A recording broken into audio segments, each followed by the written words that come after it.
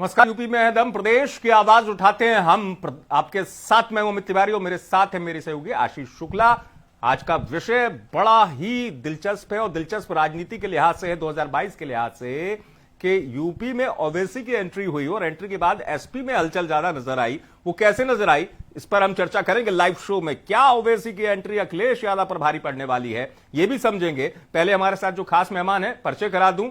मेरे साथ हैं आसिम वकार साहब, जो कि प्रवक्ता हैं, एआईएम के प्रवक्ता ओवैसी जी की पार्टी के। बहुत स्वागत है आपका वकार साहब।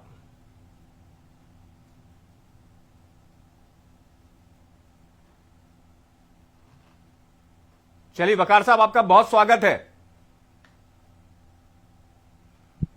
वकार साहब, मैं आपसे चर्चा करूंगा। देखिए, मेरे साथ मौजूद हैं एआईएम के प्रवक्ता वकार साहब, जो कि मौजूद हैं अपने बात को रखने के लिए। लेकिन इससे पहले एक चीज जरूर मैं यहां पर जिक्र करना चाहूंगा। एसपी का पक्ष हमने लेना चाहा। समाजवादी पार्टी का वरिष्ठ प्रवक्ता है अनुराग भदौरिया। मुझे नहीं कहना चाहिए ऐसी बात, लेकिन अनुराग भदौरिया सवाल होने से पहले ही चले गए। अनुराग जी, अगर आप सुन रहे हो तो मेरा आपसे एक आग्रह है, किसी भी चीज पर अगर डिबेट होती है उसमें जरूरी नहीं है कि तमाम चीज वो चिल्ला चोट हो।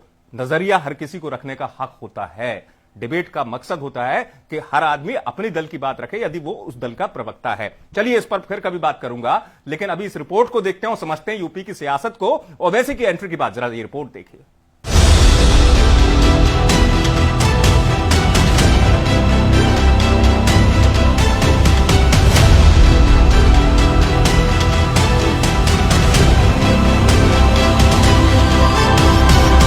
ये है यूपी की आवाज। भारत की राजनीति में अगर कोई लैला है तो मैं हूं और मेरे कई मजनू हैं। तो अब ये इल्जाम लगता रहेगा, इससे हमको कोई फिक्र करने की जरूरत नहीं है। समाजवादी पार्टी का और दूसरी पार्टी का ये तो जमीन पर है ही नहीं। इनका तो सिर्फ देखते हैं आपसे सोशल मीडिया पे या फिर किसी दूसरी जगह पर। बड़ा ही दिलचस्प संयोग था ये। समाजवादी पार्टी के वोट बैंक में सेंध लगाने के जुगाड़ में एआईएम चीफ असदुद्दीन ओवैसी जिस वक्त वाराणसी के बाबतपुर हवाई अड्डे पर उतरे, उससे 1 घंटे बाद ही अखिलेश यादव भी बाबतपुर हवाई अड्डे पर उतरे। अखिलेश यादव और असदुद्दीन ओवैसी दोनों के स्वागत के लिए लोगों का हुजूम खड़ा था। हवाई अड्डे से असदुद्दीन ओवैसी को अखिलेश यादव के गढ़ आजमगढ़ में जाना था, जबकि अखिलेश यादव को जौनपुर में एक निजी कार्यक्रम में जाना था।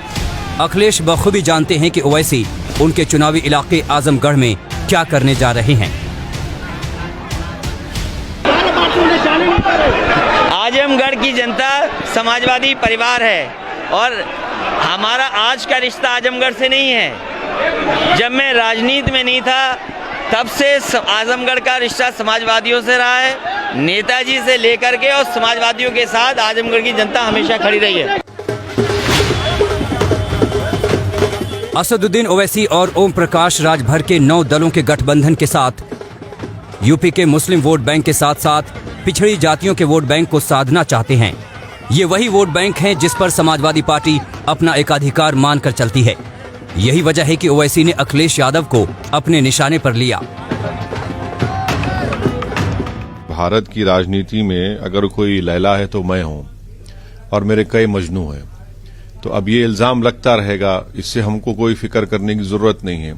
तो मुझे यकीन है कि इंशाअल्लाह ताला उत्तर प्रदेश की जनता जो विकल्प या अल्टरनेट पॉलिटिक्स को देख रही है, वो जरूर इस भागीदारी मोर्चा की तरफ बड़ी उम्मीद से देख रही है और आने वाले असेंबली के चुनाव में वो हमको अपने आशीर्वाद से, अपनी मोहब्बतों से नवाजेगी।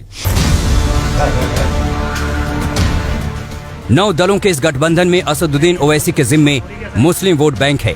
पूर्वांचल में मुस्लिमों की तादाद अच्छी खासी है। पूर्वांचल के लोकसभा क्षेत्रों में मुस्लिम मतदाता 9% से 20% के आसपास हैं। पूर्वांचल की 30 से 35 विधानसभा सीटों पर मुस्लिम मतदाता ही हार जीत का फैसला करता है। अब जरा ओवैसी के इस पूर्वांचल दौरे का रूट मैप देख लें तो कहानी समझ में आ जाएगी। वाराणसी के बाबतपुर हवाई अड्डे पर ओवैसी उतरे। उसके बाद वो जौनपुर गए। जौनपुर से उनका काफिला आजमगढ़ के लिए निकला। यानी ओवैसी ने इस यात्रा के लिए मुस्लिम बहुल इलाकों वाला रास्ता चुना। ओवैसी का काफिला आजमगढ़ पहुंचा। यहाँ के सांसद खुद अखिलेश यादव हैं। पहले बनारस, फिर जौनपुर और फिर आजमगढ़ पहुंचकर एआईएमआईएम चीफ असदुद्दीन ओवैसी और ओपी राजभर ने यूपी की सियासत में दस्तक दी। लेकिन अखिलेश यादव के संसदीय क्षेत्र में आकर के एआईएमआईएम 2022 के चुनाव में बीजेपी से ज्यादा सपा के लिए मुसीबत पैदा कर सकती है। अखिलेश यादव असदुद्दीन ओवैसी की यूपी में एंट्री को बीजेपी की चाल बता रहे हैं। ये भारतीय जनता पार्टी का खेल देखना आने वाले समय में कैसा कैसा खेल होता है। अभी तो चुनाव में 1 साल है, 1 साल के अंदर न जाने क्या क्या देखने और सुनने को मिलेगा। वहीं ओवैसी अखिलेश यादव पर हमले बोल रहे हैं।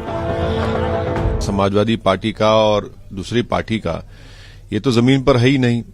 इनका तो सिर्फ देखते हैं आपसे सोशल मीडिया पे या फिर किसी दूसरी जगह पर। जबकि बीजेपी ओवैसी को वोट कटुआ बताने में जुटी है। जो षड्यंत्रकारी लोग आपस में मिल रहे हैं, जो लोगों को बांटने का काम करते हैं। ओवैसी जी केवल वोट काटने का काम करते हैं और ओवैसी जी केवल देश बांटने का काम कर रहे हैं और देश को भी काटने का काम कर रहे हैं। दरअसल हाल में हुए बिहार विधानसभा चुनाव के नतीजों से असदुद्दीन ओवैसी के हौसले 7वें आसमान पर हैं और अब उनका सपना उत्तर प्रदेश की सत्ता में पहुंचने का है। ओवैसी की पार्टी एआईएमआईएम 2020 के बिहार विधानसभा चुनाव में 20 सीटों पर चुनाव लड़ी थी। इसमें से 5 सीटों पर उसे जीत मिली, जबकि 2015 में ओवैसी ने 6 सीटों पर प्रत्याशी उतारे थे, लेकिन उनके किसी भी प्रत्याशी को जीत नहीं मिली थी। बिहार में असदुद्दीन ओवैसी ने जो गठबंधन बनाया था उसमें बीएसपी भी शामिल थी। यूपी में बीएसपी और समाजवादी पार्टी में एक बार फिर 36 का आंकड़ा है। असदुद्दीन ओवैसी समाजवादी पार्टी के दुर्ग में सेंध लगाने की फिराक में हैं। ऐसे में क्या यूपी में भी ओवैसी को बहन जी का साथ मिलेगा? वाराणसी में रोशन जायसवाल के साथ अभिषेक मिश्रा, आजमगढ़। देख ली और जिस तरीके से हमारे सहयोगी आशीष ने रिपोर्ट को तैयार भी किया। आशीष, जल्दी से मैं वकार साहब का रुख करूं। कुल मिलाकर जो गणित है, ओवैसी की एंट्री ने हलचल तो एसपी में पैदा करी ना, समाजवादी पार्टी में। ये बात बिल्कुल सटीक बैठती है, क्योंकि जिस तरीके से ओवैसी ने अपने दौरे की शुरुआत की, आप अगर देखेंगे तो अखिलेश यादव का भी दौरा आज वाराणसी से शुरू हुआ। वाराणसी के बाद वो जौनपुर गए और उसी तरह से ओवैसी का भी था। वो वाराणसी पहुंचे, उसके बाद जौनपुर पहुंचे, फिर आजमगढ़ गए और आजमगढ़ अखिलेश यादव का संसदीय क्षेत्र है जी। तो बीजेपी या दूसरी पार्टियों से ज्यादा नुकसान तो सपा का है। और वो महसूस भी किया गया, वो देखा गया। अनुराग भदौरिया शायद जवाब उसको ना देना चाह रहे। वकार साहब हमारे साथ मौजूद हैं। वकार साहब, मेरी आवाज आ रही है आप तक? जी चलिए वकार साहब, मेरा सवाल पहले यही है आपसे। मैं एक बार, कुछ तकनीकी दिक्कत है, 2 सेकंड में आपके पास फिर से रुक करूंगा। कुछ दिक्कत आ रही है आपकी आवाज को लेकर। जल्दी से आशीष का फिर से रुक कर लेता हूं। यहां पर मायने इसलिए समझने के लिए जरूरी हो जाते हैं आशीष, कि अखिलेश यादव चाहते, जो आज हुआ जनता ने भी देखा, वो जब आपसे बच गए, जहां ओवैसी का नाम आया तो जवाब नहीं दे पाए अखिलेश। ऐसा क्यों? उसका कारण यही है ना, क्योंकि सबसे ज्यादा जो सेंध लगेगी वो सेंध तो उनके ही गढ़ में लगेगी। और शुरुआत करने का मकसद वही था, आजमगढ़ जाने का मकसद वही था। और दूसरे अलावा ये भी चीज हमें देखनी पड़ेगी कि जो मुस्लिम वोट बैंक है उस पर ओवैसी क्या असर डालेंगे, ये भी तो देखना है। क्योंकि मुस्लिम वोट बैंक जो है सपा का है, सपा का है, कुछ वोट बैंक कुछ बसपा का है, तो वो कटेगा ना वोट। तो लोकसभा चुनाव में देख तो लिया ना, एसपी बीएसपी गठबंधन में जहां तक मुस्लिम बाहुल्य वाली सीटें थी, वहां पर एसपी को नुकसान ही उठाना पड़ा जो उनकी सीटें थी लोकसभा में। ऐसा गणित देखा गया। लोकसभा के जो परिणाम आए, बदायूं का ही मैं आपको उदाहरण दे दूं, वहां एसपी नहीं कामयाब हो पाई, बिल्कुल नहीं हो पाई। तो ये गणित जो आ रहा है आशीष, मेरा सवाल ये है कि इसलिए एसपी जो है बच रही है और सीधे बीजेपी को कहा जा रहा है कि बीजेपी को फायदा होगा। ऐसा लगता है जैसे कि आशीष की बीजेपी को हाँ। 1 मिनट मैं आपको रोकना चाहूंगा, ये तकनीकी खामी की वजह से ना। बिल्कुल, आप मैं कहूंगा कि आप सही कर लें, जब तक मैं दर्शकों से बात कर लेता हूं। दिक्कत यहां पर यह आई यूपी की सियासत में तेजी से ओवैसी की एंट्री के बाद, वो एंट्री जो है वो एंट्री सीधे एसपी को प्रभावित कर रही थी। अब आप देखिए, ओवैसी भी चुनते किसको है? अखिलेश के संसदीय क्षेत्र को, और उस संसदीय क्षेत्र को चुनने के बाद आजमगढ़ से दस्तक देते हैं प्रदेश की सियासत में। बात यहीं खत्म नहीं होती। ओवैसी ने बड़ा बयान दिया, आप सोचिए, और सीधे उस बयान के निशाने पर आए अखिलेश यादव। वो कैसे आए मैं आपको बता दूं। वो ऐसे आ गए कि ओवैसी ने कहा कि मुझे 12 बार रोका है अखिलेश यादव जब सीएम थे। दूसरी बात, मेरे 28 कार्यक्रम जो हैं वो अनुमति नहीं दी गई अखिलेश यादव की तरफ से, ये ओवैसी ने कहा। तो दिक्कत बीजेपी से ज्यादा जो हुई वो एसपी में साफ तौर पर नजर आने लगी। और यही वजह है कि आजमगढ़ में जिस तरीके से ओवैसी की एंट्री हुई, उस एंट्री के बाद जो जवाब था वो जवाब नहीं मिला। जब पूछा गया, यदि वकार साहब मेरे साथ जुड़ गए हों तो मैं सीधे रुख कर लेता हूं। वकार साहब, मेरा पहला सवाल आपसे यही, अनुराग भदौरिया जवाब नहीं दिया, उन्होंने जुड़ने वाले थे लेकिन उनको लगा शायद किसी वजह से जवाब, शायद उन्होंने अपने राष्ट्रीय अध्यक्ष को फॉलो कर लिया, क्योंकि अध्यक्ष अखिलेश यादव भी जवाब नहीं दे पाए कि जब उनसे पूछा गया कि आपके संसदीय क्षेत्र में एंट्री हुई है ओवैसी की, उस पर अखिलेश यादव ने जवाब नहीं दिया। इस जवाब न देने के मायने हैं क्या? अब देखिए, ओवैसी साहब ने बिल्कुल साफ तौर पे ये कहा कि 28 बार उन्होंने समाजवादी सरकार ने उनको आने से रोका, परमिशन कैंसिल की, और ये सच है, ये इस बात से इनकार नहीं किया जा सकता। इत्तेफाक ये हुआ कि आज बाबतपुर एयरपोर्ट पे असद साहब भी मौजूद थे और अखिलेश साहब भी मौजूद थे, और दोनों ही आजमगढ़ जा रहे थे। लेकिन आज जो नजारा देखने को मिला है बाबतपुर एयरपोर्ट से जौनपुर और जौनपुर से आपके आजमगढ़ तक, वो नजारा मैं समझता हूँ एक तूफान की शक्ल लिए हुए था। असद ओवैसी साहब के साथ जो हुजूम चल रहा था, जो सैलाब चल रहा था, वो अखिलेश जी ने कभी सोचा भी नहीं होगा कि उनके संसदीय क्षेत्र में उनकी जो आमद है वो जीरो हो जाएगी और असद साहब की जो आमद है वो एक तूफान की शक्ल में होगी। तो दहशत तो साहब है, दिल में डर तो है। हुकूमत में वो रह चुके हैं और अभी भी उनको उम्मीद थी कि हुकूमत में आएंगे, लेकिन आज की जो रैली असद साहब की हुई है, जो MIM की रैली हुई है, जो रोड शो हुआ है, जो जन सैलाब उमड़ा है सड़कों पर, उसने होश उड़ा दी, ब्लड प्रेशर बढ़ गए हैं, काम नहीं कर रहे होंगे दिमाग की क्या जवाब दिया जाए और क्या जवाब ना दिया जाए। देखिए, हवा का रुख दिख रहा है, हवा का रुख दिख रहा है, ऊंट किस करवट बैठ रहा है ये भी सब देख रहे हैं, और मैं समझता हूँ इसी बात की दहशत है जो जबानों से बोलने कर रहे हैं। और जवाब ये, लेकिन उनका ये मानना रहता है ना, उनका ये मानना रहता है कि आप जो भी करेंगे उसका फायदा बीजेपी को पहुंचा देती है आपकी पार्टी। देखिए, ये सब बातें पुरानी हो गई हैं कि इसका फायदा उसको हो जाएगा, उसका फायदा उसको हो जाएगा। आप एक तीर से कई बार शिकार नहीं कर सकते। ये पुराने तीर थे जो पहली चलाकर अखिलेश जी और बाकी पार्टियां खत्म कर चुकी हैं। अब लोगों की समझ में आ गया है कि दरअसल भारतीय जनता पार्टी का डर नहीं है, डर इस बात का है कि जो मुसलमानों की नुमाइंदगी है, जो मुसलमानों का हक है, वो देना पड़ रहा है। अभी तक तो नौकर बना के रखा था, गुलाम बना के रखा था। वादा तो अखिलेश जी ने किया था कि हम आरक्षण देंगे मुसलमानों को, 2012 का उनका मैनिफेस्टो है कि उन्होंने कहा था कि मुसलमानों को हम आरक्षण देंगे। आप लेकिन बड़ी बात कह रहे हैं, आप बड़ी बात कर रहे हैं वकार साहब के गुलाम बना के रखा था। मतलब आपका सीधा जो मतलब है वो अखिलेश यादव से है कि उन्होंने गुलाम बना कर रखा था। नहीं, बिल्कुल सर, उन्होंने देखिए, आप उनका मैनिफेस्टो समाजवादी पार्टी का उठा के देखिए, उसमें उन्होंने वादा किया था इस बात का कि सरकार बनने के बाद मुसलमानों को आरक्षण दिया जाएगा 18%। आरक्षण तो मिला नहीं, और उल्टा ये हो गया कि समाजवादी पार्टी ने मुसलमानों के टिकट काट दिए। आप सरकार में नहीं दे पाए थे, नौकरियों में नहीं दे पाए थे, कम से कम आप अपनी जो पॉलिटिकल पार्टी है, जो आपकी सीटें थी उसमें देते, लेकिन समाजवादी पार्टी ने उसमें भी कटौती कर दी, सीटों में कटौती कर दी, विधायकों के टिकट काट दिए, मुसलमानों का जो रेशो था वो कम कर दिया, लोकसभा में टिकट काट दिए। तो आपने वादा तो किया था आरक्षण देने का, और उल्टा आपने टिकट तक काटना शुरू कर दिए। हालत यहां तक बन गई कि अखिलेश जी ने 2014 के बाद से 17 तक के मुसलमानों के मसाइल पर बात करना पसंद नहीं की। अभी इतना बड़ा मामला हो गया CA NRC का, उस पर भी अखिलेश जी नहीं बोल रहे थे। देखिए, लड़ाई हमारी ना अखिलेश जी से है, ना बहुजन समाज पार्टी से, किससे है? पार्टी से। हमारी लड़ाई सीधे सीधे भारतीय सीधी लड़ाई आपकी भारतीय। हाँ, और अब देश में सिर्फ दो पार्टियां दिख रही है, देश में सिर्फ दो पार्टियां दिख रही है। एक भारतीय जनता पार्टी दिख रही है और दूसरी AIMIM दिख रही है, ऑल इंडिया मजलिस इत्तेहादुल मुस्लिमीन, जो उसके मुकाबले में खड़ी है, हर जगह पर उनके काले कानूनों का विरोध करती है, उनसे टक्कर ले रही है। लोकसभा हो चाहे आपकी सड़क हो, सड़क से लेकर संसद तक अगर कोई विरोध में दिख रहा है भारतीय जनता पार्टी को, तो वो MIM है। इस बात का नहीं, दहशत है। ये बात अलग है कि सियासत में बात यही निकलती है कि टक्कर आप लेते हैं लेकिन फायदा उनको होता है। नहीं, आपको लग रहा है सर, असल में हुआ ये है कि अभी तक के लोगों को आदत सिर्फ इस बात की थी उत्तर प्रदेश में कि समाजवादी बीएसपी तो भूल ही गए। बीएसपी का जिक्र आप भी नहीं करना चाह रहे हैं। बीएसपी कहां खड़ी है फिर? देखिए, बीएसपी सत्ता में पिछली बार नहीं थी और इस बार सत्ता में भारतीय जनता पार्टी। और सियासत में जो लड़ाई होती है वो सत्ता से होती है। विपक्ष हमेशा सत्ता से लड़ता है और हम सत्ता से लड़ रहे हैं। हमारी लड़ाई सत्ता से, हमारी लड़ाई बीजेपी से, हमारी लड़ाई योगी जी से। हम उनके कानूनों के, उनके जो कामकाज है उनसे विरोध कर रहे हैं। तो हमारा हक बनता है कि अगर हम विरोध कर रहे हैं तो हम सड़क पे भी करेंगे, हम विधानसभा में भी जाना चाहेंगे, हम लोकसभा में भी जाना चाहेंगे। इसमें परेशानी किस बात की हो रही है लोगों को?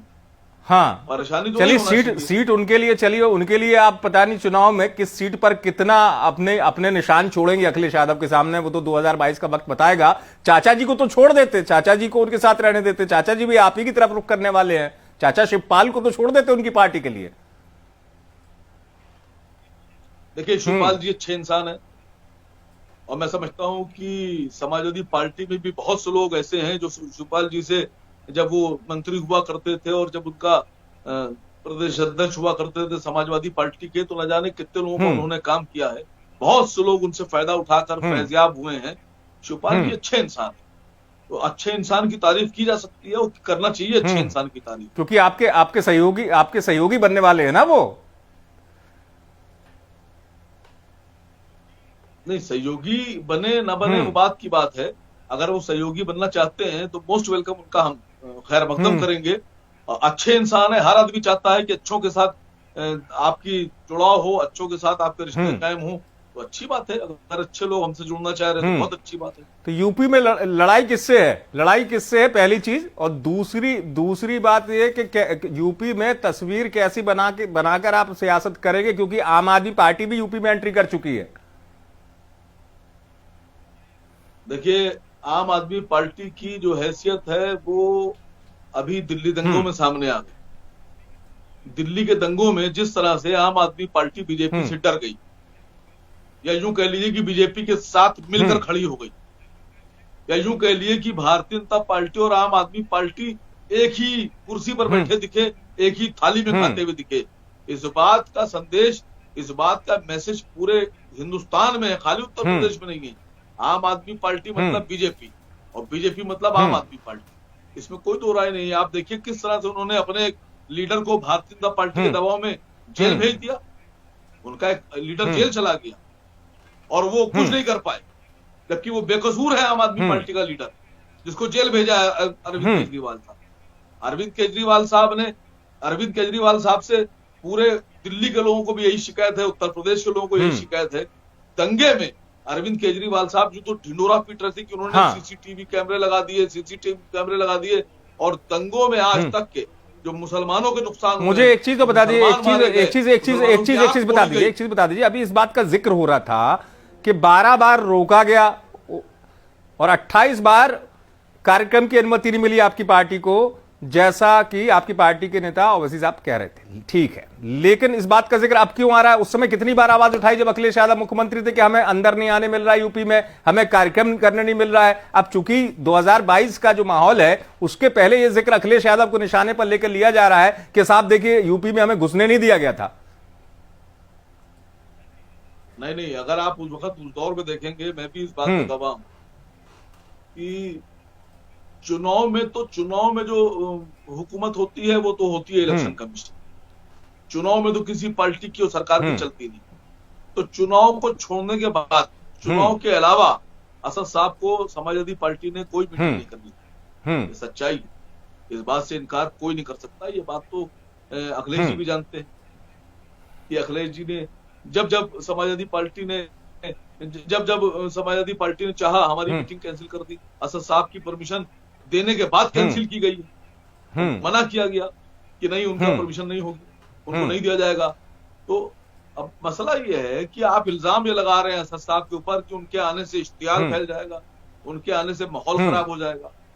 जो आदमी हिंदुस्तान की लोकसभा में बोल सकता है, जो आदमी प्रधानमंत्री की मौजूदगी में उनके सामने बोल सकता है, जो आदमी गृह मंत्री के सामने बोल सकता है, जो आदमी को हिंदुस्तान की लोकसभा में बोलने से कोई नहीं हाँ। रोक सकता है, उस आदमी को बोलने के लिए उत्तर प्रदेश में रोका जाता है। जिस आदमी के संसद में बोलने से माहौल खराब नहीं हो रहा है, उस आदमी पर इल्जाम लगाया जा रहा है कि अगर वो आदमी संसद में उत्तर प्रदेश में बोलेगा तो माहौल खराब हो जाएगा। चलिए मुझे इतना बता दीजिए, चुनाव को लेकर एंट्री तो उन्होंने कर ली, आजमगढ़ ही क्यों चुना पहले, नंबर 1। दूसरी बात, एसपी को मान रहे हैं ना, एसपी फाइट में आपका जो कंपटीशन है वो एसपी फाइट में एसपी को मान रहे हैं कि नहीं मान रहे कि एसपी मुकाबले में आपके सामने? देखिए, आपका सवाल यह है कि आजमगढ़ ही क्यों नहीं चुना, आजमगढ़ ही क्यों चुना। मैं आपसे पूछ रहा हूं आजमगढ़ क्यों ना चुना। जहां चाहेंगे वहां तो शुरुआत करेंगे, आजमगढ़ से करेंगे, मैनपुरी से करेंगे, इटावा से करेंगे, बदायूं से करेंगे, कानपुर से कर सकते हैं, लखनऊ से कर सकते हैं, जहां दिल चाहे करेंगे। ये कोई सवाल नहीं होता कि हमने आजमगढ़ को चुना। नहीं, आप कह रहे थे आप बीजेपी आपकी बीजेपी से लड़ाई है तो गोरखपुर से कर लेते शुरुआत। नहीं, हमारे प्रदेश अध्यक्ष घर है। हाँ, तो आप ये कहिए ना आपके प्रदेश अध्यक्ष का घर है आजमगढ़। हाँ, यही तो मैं पूछ रहा था कि अगर बीजेपी से लड़ाई है तो तो गोरखपुर से शुरुआत हो जाती। आपने बता दिया कि आपके प्रदेश अध्यक्ष का घर है आजमगढ़, इस वजह से इसलिए आपने चुन लिया आजमगढ़, है ना। अब मुझे इतना बता दीजिए, एसपी से फाइट है, अखिलेश जी को मान रहे हैं कि नहीं, उनका वजूद है कि नहीं आपके सामने फाइट में? साहब तीसरे नंबर, अखिलेश जी तीसरे नंबर पे हैं। Yes sir. अच्छा, तो मतलब आपके जो मुख्य प्रतिद्वंदी है वो आपकी लड़ाई बीजेपी से है, ये और साफ कर दीजिए। यस सर, हमारी लड़ाई सीधे बीजेपी से है। और आप देखिएगा कि भारतीय जनता पार्टी को हराने का दम अगर किसी में है तो सिर्फ मेरे सहयोगी आशीष भी मेरे साथ हैं। आशीष, अगर आपके जहन में कोई सवाल हो, आपके मन में कोई सवाल हो, पूछ लीजिए बकार साहब से यही पूछना चाहता हूं कि अगली एंट्री बीजेपी के गढ़ में कब होगी, ओवैसी साहब की? ओवैसी साहब बीजेपी के गढ़ में कब जाएंगे? सर, आपकी आवाज आशीष ये कह रहे हैं, मेरे सहयोगी मेरे साथ जो मौजूद हैं डिबेट में, आशीष का ये सवाल है कि बीजेपी के गढ़ में कब एंट्री करेंगे। आजमगढ़ आपने बता दिया, चलिए कि आपका प्रदेश अध्यक्ष का घर है तो वहां से आपने शुरुआत कर ली। बीजेपी के गढ़ में कब एंट्री करने जा रहे हैं, कहां, वहां पे कब चुनावी दस्तक सुनाई देगी आपकी? सर, बनारस में एंट्री ली थी। बनारस बीजेपी का गढ़ है, प्रधानमंत्री का संसदीय क्षेत्र है, 2 बार मोदी जी वहां से चुनाव जीते हैं। तो आप ये नहीं कह सकते कि हमने बीजेपी के गढ़ से शुरुआत की। हमारी एंट्री ही बीजेपी के गढ़ से होगी। हमने बीजेपी के गढ़ से शुरुआत की और जौनपुर क्रॉस करते हुए हम आजमगढ़ गए। यानी हमारे दोनों दुश्मन हैं, जो मुसलमानों का दुश्मन, जो दलितों का दुश्मन, जो बैकवर्ड का दुश्मन, हम उसके मुकाबले खड़े रहेंगे और पूरी मजबूती से खड़े रहेंगे और लड़ाई लड़ेंगे। अब आप ये सवाल हमसे नहीं कर सकते कि हमने बीजेपी के गढ़ से शुरुआत क्यों नहीं की। बनारस किसका? नहीं, बनारस बीजेपी का नहीं, बनारस बीजेपी का गढ़ है। आपने फोकस तो आजमगढ़ पे किया ना, बनारस तो उतरे, आपके नेता बनारस उतरे। सर, बनारस उतरे भी, बनारस में खड़े होकर प्रेस भी की, बनारस पर रैली भी की और बनारस में एक शानदार रोड शो करते हुए आगे बढ़े। चलिए, आपने सबसे पहले चैलेंज तो चलिए, आपका मानना यह है कि आपकी लड़ाई बीजेपी से है और अखिलेश यादव को आप तीसरे नंबर पे मानते हैं, ये कह रहे थे आप? सर, हम नहीं मानते, अखिलेश जी खुद अपने आप को तीसरे। ये कैसे हो सकता है कि अखिलेश यादव अपने आप को तीसरे नंबर पे माने? अगर दूसरे नंबर पे या पहले नंबर पर मानते तो मुकाबले में होते हमारे साथ। जो आदमी मैदान छोड़कर भाग जाए उसको आप चलिए, आप कह रहे हैं वो मैदान छोड़ के भागे, ये तो आगे आने वाली तस्वीर दिख जाएगी कि आपसे फायदा किसको हुआ और आपकी पार्टी ने कितना असर छोड़ा। बहुत बहुत शुक्रिया वकार साहब जुड़ने के लिए यूपी तक के साथ। बहुत संक्षिप्त में आशीष से समझूंगा, मेरे सहयोगी आशीष, उनका यह कहना है कि एसपी तो तीसरे नंबर पे, अखिलेश यादव उनके नजरिए से तीसरे नंबर पे आते हैं, उनकी लड़ाई बीजेपी से है, ये वो कह रहे हैं। और वो कह रहे हैं अखिलेश यादव खुद को मानते हैं कि मैं तीसरे नंबर पे हूं। नहीं, ऐसा कौन सा नेता होता है जो खुद को तीसरे नंबर पे या दूसरे नंबर पे जानता है? मैंने भाई पूछा कोई अपने आप को पहले नंबर पे बताता भी है। अखिलेश यादव का भी ऐलान है कि 2022 में उनकी सरकार आएगी। वो तो बोलते हैं हमारी सरकार आएगी तो हम बुलडोजर चलवाएंगे लोगों के ऊपर। तो हर कोई अपने, और आम आदमी पार्टी कहती है कि हमारी सरकार आएगी। तो आपने जैसे कि कल वाला सोमनाथ भारती का बयान भी देखा, उन्होंने दरोगा से बोला कि हमारी सरकार आएगी तो वर्दी उतरवा देंगे। तो हर कोई अपने आप को बोलता है कि हमारी सरकार आएगी, लेकिन सरकार नहीं, बात हमारी ये हो रही थी। मैंने उनसे पूछा किसका खेल बिगाड़ेंगे, तो उनका यह कहना था कि हमारी फाइट बीजेपी से है। फाइट बीजेपी से है, लेकिन खेल सपा का बिगाड़ना है। हाँ भाई, मैंने पूछा ना कि आप तो उनके चाचा को भी नहीं छोड़ रहे हैं। हाँ, चाचा शिवपाल को भी आप अपनी पार्टी में, मैंने कहा अखिलेश के लिए उनके चाचा को ही छोड़ दीजिए कम से कम। लेकिन फाइनली क्या होगा ये तो सब 2022 में ही पता चलेगा। हाँ। तैयारियां अभी से शुरू हो गई हैं फिलहाल। तैयारियां शुरू हो गई और ओवैसी की एंट्री से ये हलचल भी नजर आने लगी है। चलिए, तो आप सबका मैं बहुत बहुत आभार करता हूं हमारे खास कार्यक्रम इस लाइव शो में जुड़ने के लिए। आभार है मेरी तकनीकी सहयोगी अर्पित बस की तरफ से, मेरे कैमरामैन सुनील भाई और हमारे प्रोड्यूसर आशीष मौजूद ही है, आशीष शुक्ला, गौरव पांडे, अंकित, कृपाशंकर झा, पूरी टीम की तरफ से बहुत बहुत आप सबका धन्यवाद। देखते रहिए यूपी तक।